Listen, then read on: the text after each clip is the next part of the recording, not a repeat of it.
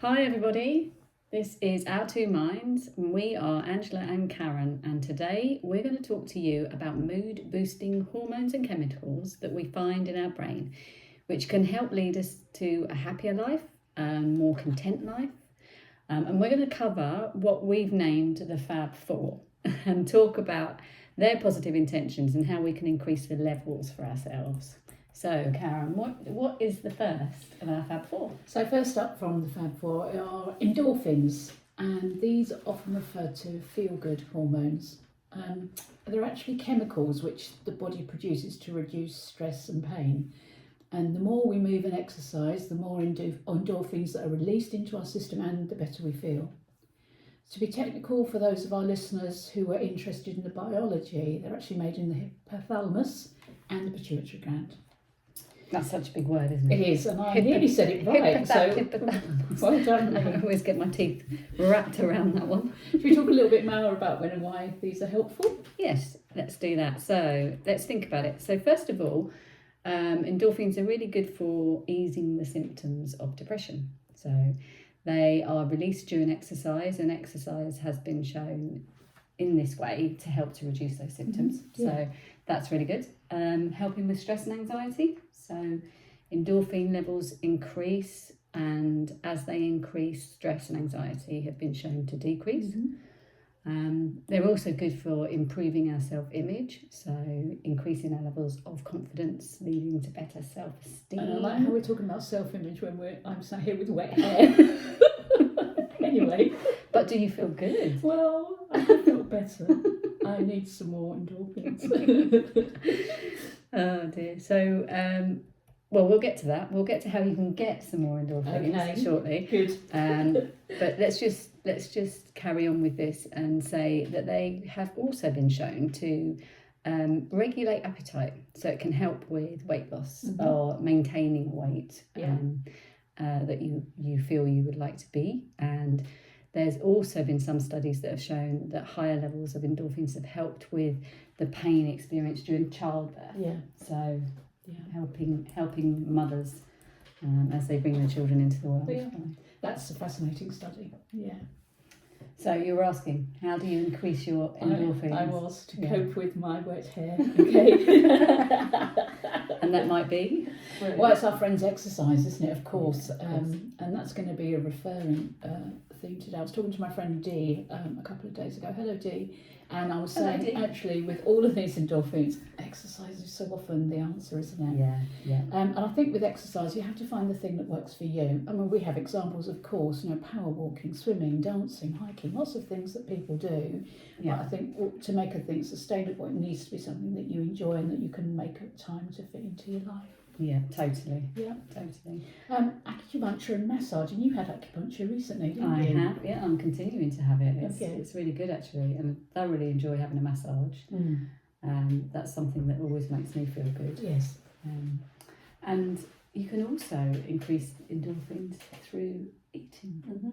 So, although of course that can be double-edged, actually, can't it? It can. Yeah, because the quest for dopamine and the pleasure we get from the dopamine can cause overeating as well. So that one is one of those ones that can either go either way. It can. I think if you're sensible, if you're using food in the way it's meant to be used, sensible. That's true. Yeah. And also, let's not forget, sex is exercise. I want to talk about sex. Well, it's a type of exercise, it is a type and it does increase your endorphins. So yeah, let's not shy away from it. Okay, we're all grown-ups here, aren't we?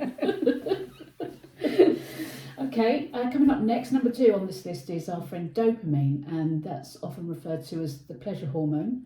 And it's when released in large amounts, it can increase pleasurable feelings. Dopamine can help regulate body movements, so it's necessary for motivation and memory. Yeah. When an individual experiences pleasure from the release of dopamine as a result of an action or a behaviour, they're likely to be motivated to repeat that behaviour, to experience the pleasure again. And depending on the activity producing the dopamine, this might not be a helpful thing. some of the things that create dopamine, which is a great thing, but the activity in themselves might not be beneficial to your well-being. Yeah. So it's a difficult one to adjust. It is actually, isn't it? It's once again, if we're using that word, it's balance. Yes. It is a balance, isn't it? Because having low levels of dopamine can make you feel less motivated and excited about things, and it is linked to some mental illnesses, such as depression and schizophrenia, and psychosis. And then on the flip side of it, having too much and concentrated in some parts of the brain and not enough in other parts, it can be linked to more sort of competitive or aggressive behaviour and having poor impulse control. So it can lead to conditions that might be things like addiction, ADHD, binge eating, gambling. So that's where you were talking about. Exactly right. The balance of dopamine is really important. Is the balance, isn't it? Yeah. And so there are some symptoms that you can identify which may be due to dopamine imbalance, depending on what's causing the problem. And they can include things like muscle cramps, spasms, stiffness, digestion problems, constipation, trouble sleeping, pneumonia, moving or speaking more slowly than usual, maybe feeling tired, unmotivated, sad, lacking hope, having a low libido. So there we go with sex again. The sex drive is low there, or hallucinations. So I like the way we talked about sex and then hallucinations. Think of that what you will. Oh dear. So what can we do, and how do we get more dopamine, or how do we get a balance of dopamine within our system? So maybe through changing our diet, having a bit more protein, perhaps less saturated fat.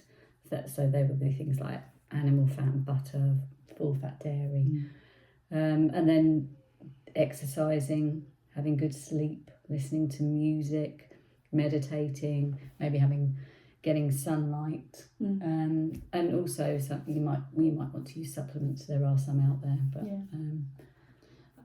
jury's a little bit out on supplements. But for example, during the winter when there is a lack of sunlight, sometimes that can be a really helpful thing for people. Yeah, something like vitamin D that actually is often prescribed as something to have in those darker months, but only, I would say, only if you are advised to do that by a professional who is qualified to understand GP, your example, circumstances. with a bigger picture, as opposed to just a sort of a rather rash over-the-counter purchase. Yeah, absolutely.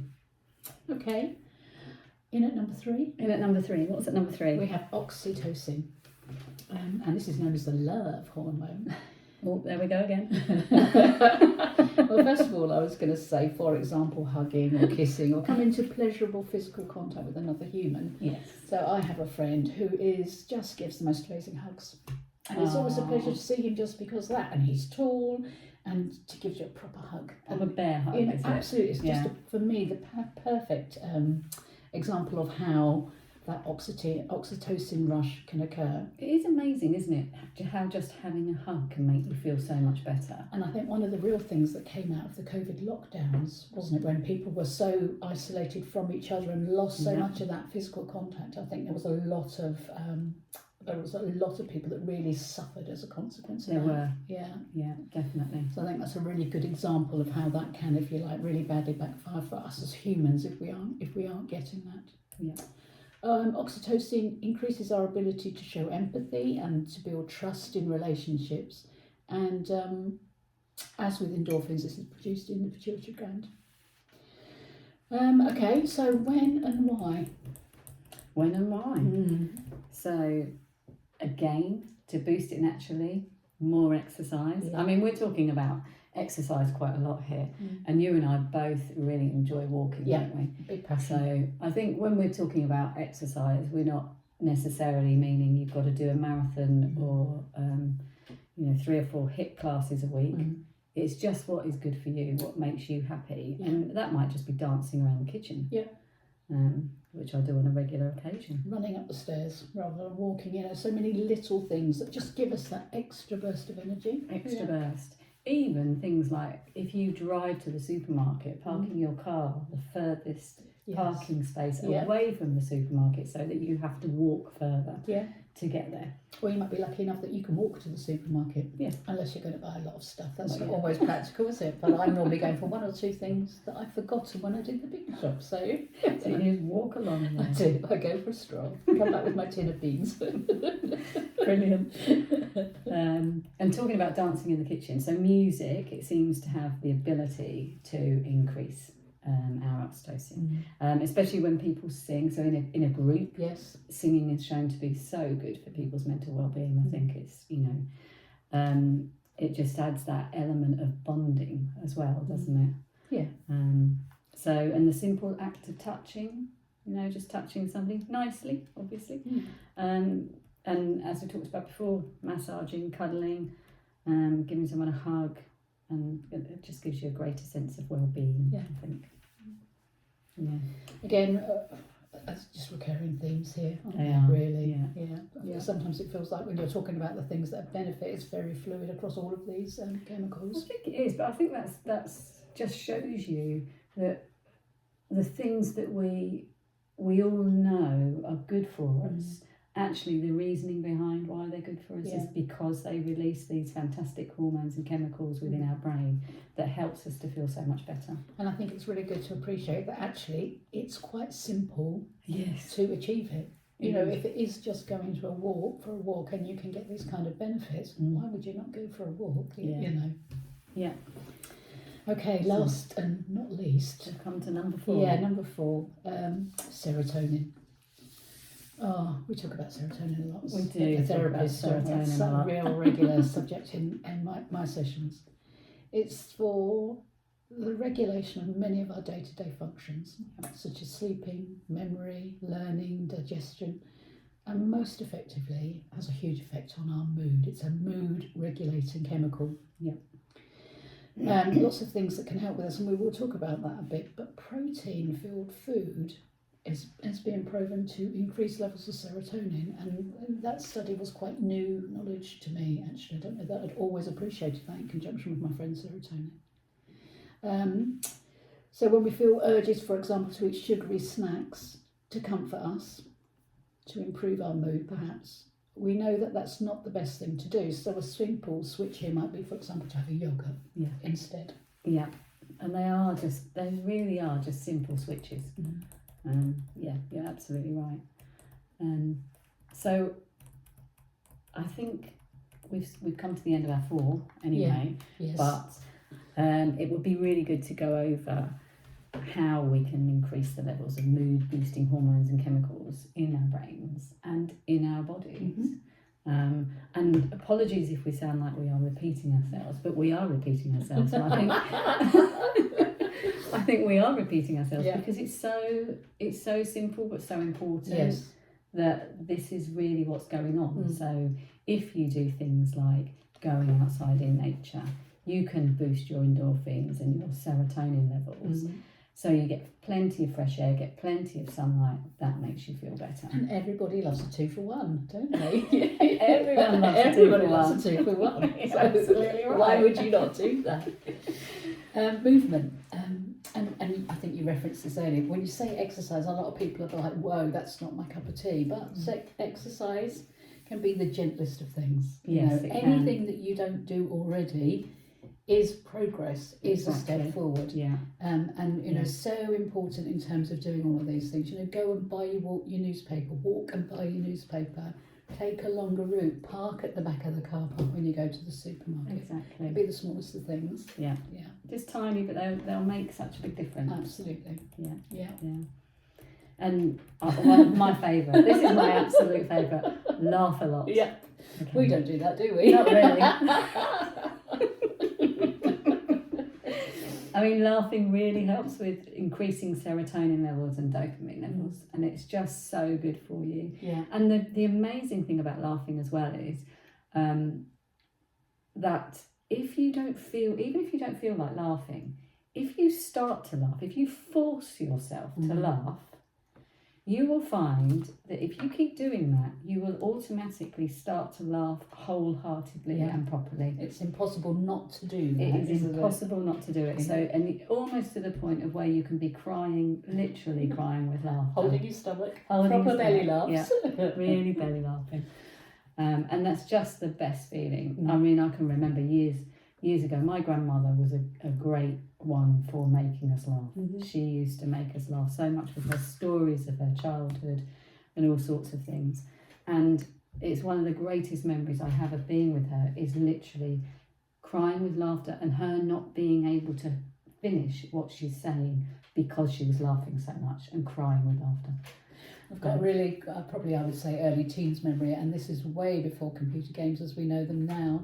I can remember playing a game with my mum, and it was so clunky, you were practically behind winding it up, but we just both started to giggle, and we started to giggle more, and in the end we're just crying with laughter. And to this day I couldn't really tell you why it was so funny, but we just set each other off, and it just, in the end, it was proper belly laughing and crying, and you know, and it's a connection, isn't it? It's a lovely connection. A lovely When you get into a proper giggle fest with somebody, it's a fabulous thing. And what is brilliant about that is that you can't really remember what you're laughing about, but you can remember the laughing, and that's what's so good about it. And those are just lovely memories to have, actually, aren't they? You know, so it's many, many years ago now. Yeah, fantastic memories. Yeah. Okay, so this feels like it might be a good time to stop, but Angela, as we always do, I'm going to ask you, what's been good? What's been good this week? What's been good?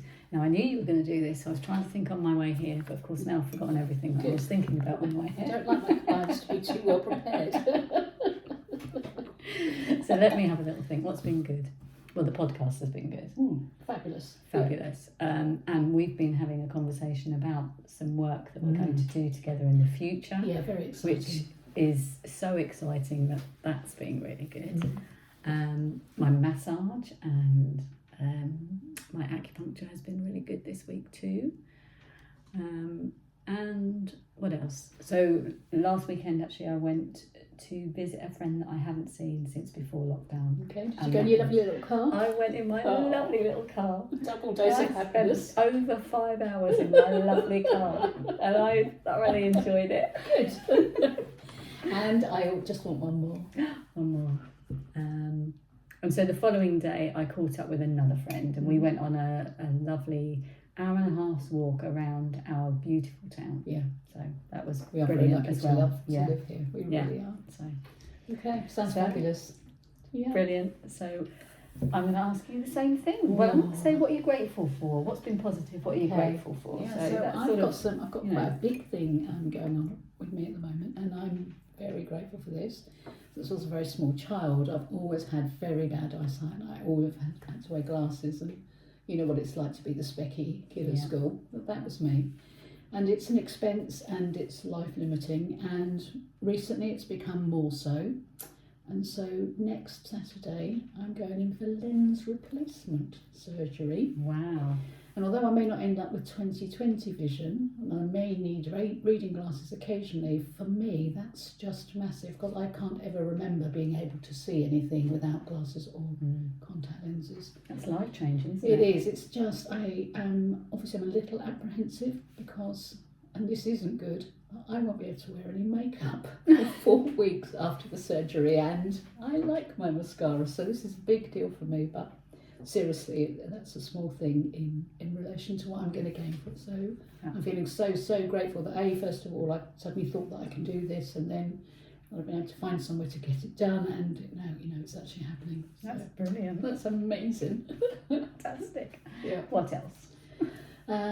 We were talking about this earlier, weren't we? And yesterday I sat in on a webinar about hypnotherapy and the menopause. Again, for me, this is huge. I feel so inspired and motivated by the speaker and the way that she was talking, the way that she uses techniques with her client as they approach and then are going through menopause. I just feel like there's really something quite significant on the horizon for me in terms of how I can use that knowledge and the motivation I'm feeling from that. So another quite a big one actually. But yeah, incredibly grateful for that. Fantastic. And one more? Oh, you've started doing my trick.